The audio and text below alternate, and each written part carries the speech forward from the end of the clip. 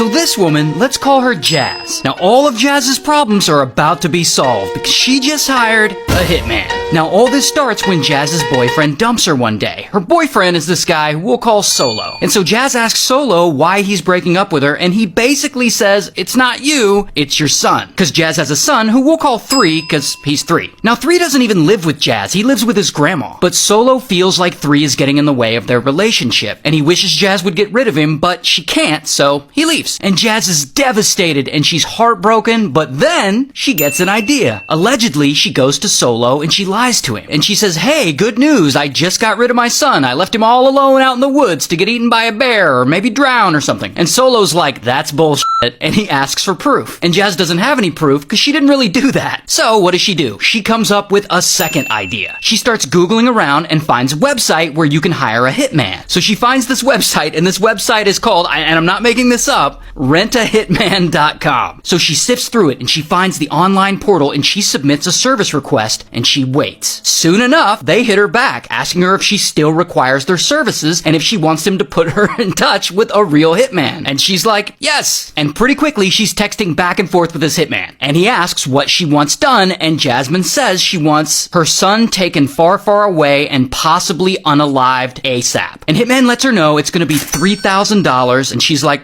alright, cool. So now she has officially hired a hitman.